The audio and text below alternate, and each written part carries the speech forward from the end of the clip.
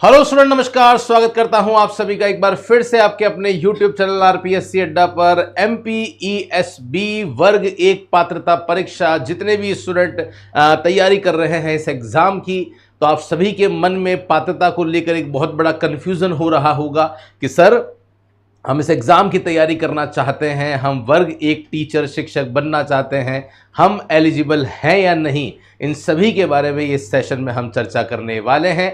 Actual qualification क्या है, क्योंकि इसकी एग्ज़ाम डेट, ये जो एग्ज़ाम है इसकी एग्ज़ाम डेट हमारे सामने आ चुकी है और तैयारी आप सभी ने मुझे लगता है शुरू कर दी होगी, क्योंकि एक बहुत अच्छा बहुत डिटेल सिलेबस इसका है। तो डेफिनेटली आप अभी से तैयारी करेंगे तब जाके इस एग्ज़ाम में अंतिम रूप से चयन हो सकते हैं। अगर आप कॉमर्स के स्टूडेंट हैं तो स्पेशली हमने आपके लिए एक व्हाट्सएप ग्रुप बनाया है, नीचे डिस्क्रिप्शन में उसका लिंक है। इस व्हाट्सएप ग्रुप में रेगुलर बेसिस पे हम आपके साथ में नोट्स, एमसीक्यूज, पीडीएफ शेयर करते रहते हैं। ग्रुप की चैट भी समय समय पर ऑन रहती है, तो आप लोग आपस में भी बात कर सकते हैं।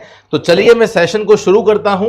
सीधा मैं एलिजिबिलिटी के साथ में लेकर जाता हूं और एलिजिबिलिटी के लिए मैं पिछली बार जो नोटिफिकेशन आया था मैं सीधा उसी पे लेके जा रहा हूं। पिछली बार ये जो नोटिफिकेशन आया था ये आप देख सकते हैं, उच्च माध्यमिक शिक्षक चयन परीक्षा का है। तो ये चयन परीक्षा का जो डिटेल है वो यहाँ पे इन्होंने बताई थी। एक पात्रता परीक्षा होती है, एक चयन परीक्षा होती है। चयन परीक्षा मतलब मेंस परीक्षा, इससे पहले आपको पात्रता परीक्षा देनी होती है। उसमें जब आप क्वालिफाई होते हैं तब जाके आप इस चयन परीक्षा में पहुंचते हैं।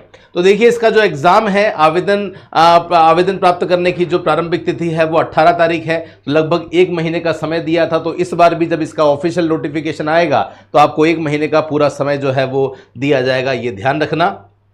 उसके बाद में ये आप देख सकते हैं परीक्षा का तिथि क्या थी, 2/8 थी। अब बहुत ध्यान से देखना आप, बहुत बार स्टूडेंट ये पूछते भी है कि सर नोटिफिकेशन जो है वो कब आने वाला है, सर इसके बारे में बताइए, है ना। तो हम सब जानते हैं दिसंबर 2025 में हमारा एग्जाम आएगा। यहां पे आप देख सकते हैं ये 5वां महीना है, मतलब मई है ना। और ये आपका जो एग्जाम होने वाला है वो कब होने वाला है, अगस्त में होने वाला है।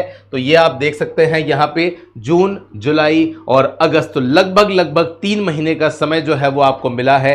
तो मेरे हिसाब से नोटिफिकेशन इसका बहुत जल्दी देखने को मिलेगा। अब देखना यह है, इससे पहले भी आ सकता है, इतना समय तो कम से कम दिया जाएगा। 90 डेज का गैप जो है वो 100% मुझे लगता है दिया जाना चाहिए। ओके, शुल्क जो है वो ऑब्वियस इतनी होती है। एक और क्वेश्चन आता है बहुत बार स्टूडेंट्स का कि सर जो मेंस होता है सर उसमें पेपर 1 भी होता है, पेपर 2 भी होता है, तो क्या दोनों पेपर सेम डे होते हैं या अलग अलग दिन होते हैं? इसका भी जवाब आप सभी के सामने है। जब 2 अगस्त को जब ये एग्जाम हुआ था तो आप देख सकते हैं ये पहली पारी है, ये दूसरी पारी है।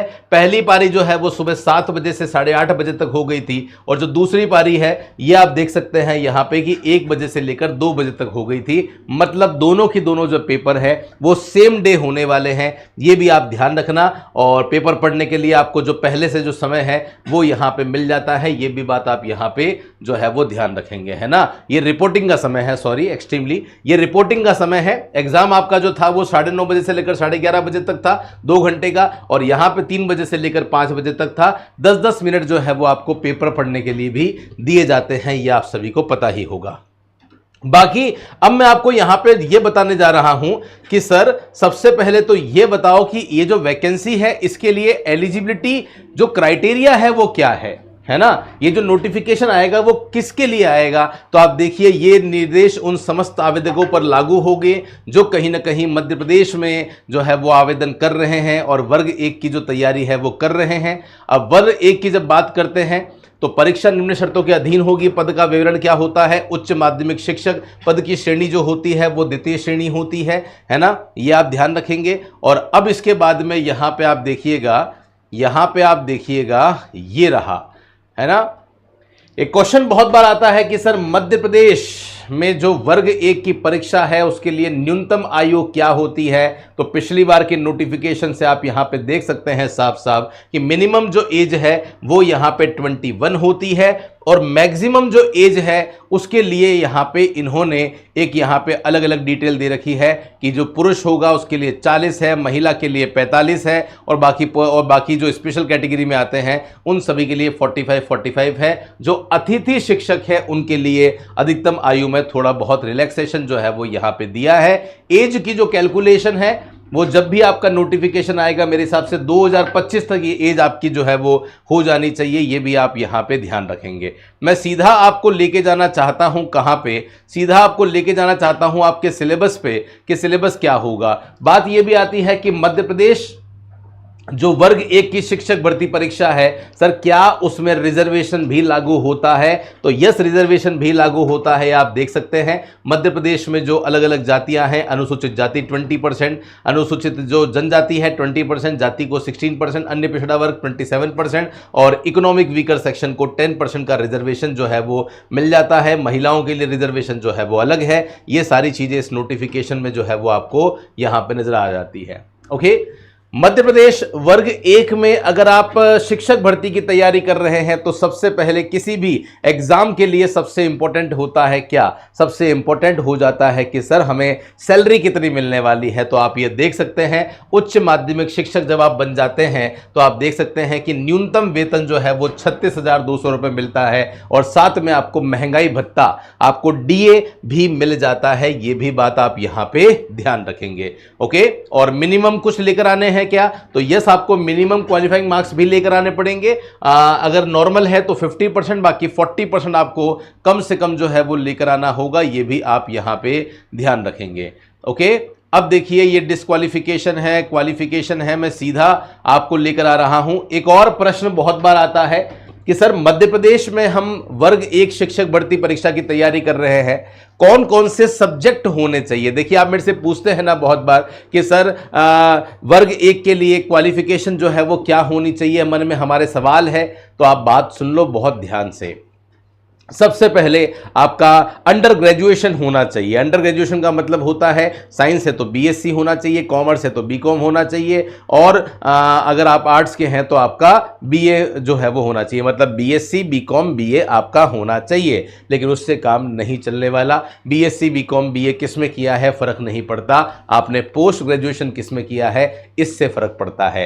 पोस्ट ग्रेजुएशन का मतलब साइंस वाले पोस्ट ग्रेजुएशन में एमएससी करते हैं, कॉमर्स वाले एमकॉम करते हैं, आर्ट्स वाले जो है वो एमए करते हैं। ये बहुत इंपॉर्टेंट है। तो आपका एमएससी एमकॉम और एमए होना चाहिए। कितने सब्जेक्ट में होना चाहिए? तो यहां पे आप सभी के सामने जो है वो सब्जेक्ट हैं, किसमें है? Hindi, English, Sanskrit, Urdu, maths, biology, physics, chemistry, history, political science, geography, economics, sociology, commerce, agriculture, home science. इनमें अगर आपने अपना पोस्ट ग्रेजुएशन कर रखा है तो ही आप इस एग्जाम के लिए एलिजिबल हो जाते हैं। ये 16 सब्जेक्ट ही आपके होने चाहिए। इन सारे 16 सब्जेक्ट में आपका पीजी पोस्ट ग्रेजुएशन होना चाहिए। पोस्ट ग्रेजुएशन के साथ, क्योंकि अब यहां पे जो वर्ग 1 में जो उच्च माध्यमिक शिक्षक आप बनने वाले हैं, आप 11th-12th को पढ़ाएंगे तो साथ में मतलब आप पीजीटी टीचर बन रहे हैं और पीजीटी टीचर के लिए जरूरी हो जाती है 50% मिनिमम क्वालिफिकेशन। सॉरी, आपका क्या कंप्लीट होना चाहिए? आपका एमकॉम, आपका बीएड कंपलसरी होना चाहिए।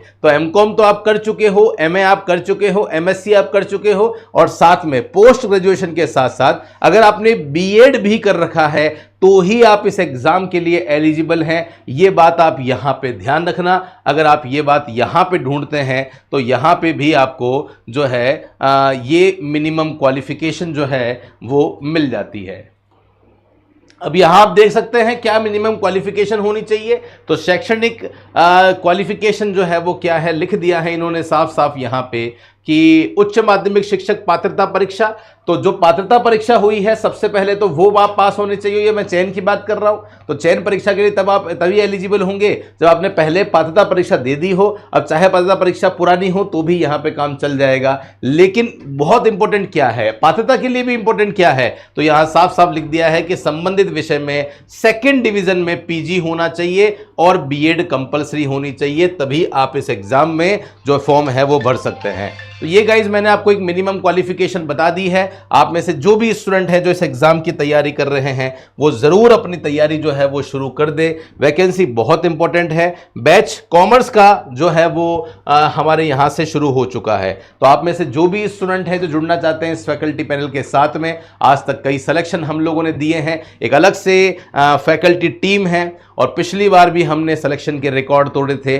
टॉप 10 में से टॉप 10 स्टूडेंट जो है, टॉप 10 में से टॉप 6 स्टूडेंट मेरिट जो होल्डर थे वो आरपीएससी अड्डा से थे with first and second rank. तो इस बार भी एक बहुत बड़ा उद्देश्य हम लेकर चल रहे हैं। जो भी स्टूडेंट हमारे साथ जुड़ना चाहते हैं वो जरूर से जुड़ जाइए और अपने सपनों को पूरा कीजिए। बैच प्री का देखते हैं तो प्री का भी अवेलेबल है, मेंस देखते हैं तो प्री और मेंस दोनों भी अवेलेबल है। जो बैच आप लेते हैं वो कंप्लीट बाइलिंगुअल मिलेगा, आपको एमसीक्यूज मिलेंगे, प्रीवियस ईयर पेपर मिलेंगे, हमारी टीम का कंप्लीट सपोर्ट आपके साथ में रहने वाला है। कहीं कोई प्रॉब्लम नहीं आएगी, क्वालिटी में कोई कॉम्प्रोमाइज ना आज तक किया है ना अब करेंगे। कोई भी टेक्निकल इशू है तो आप इस नंबर पे कॉल करेंगे, है ना। और इसी के साथ में अगर आपको कोई एप्लीकेशन में टेक्निकल प्रॉब्लम आ रही है तो आप इस नंबर पे हमें फोन कर सकते हैं। ओके, और अगर आपने अभी तक हमें सब्सक्राइब नहीं किया है, इस चैनल पर नए हैं तो जरूर सब्सक्राइब कर दीजिए, बेल आइकन पे क्लिक कर दीजिए ताकि हर एक इंपॉर्टेंट वीडियो नोटिफिकेशन आपके पास में आता रहे।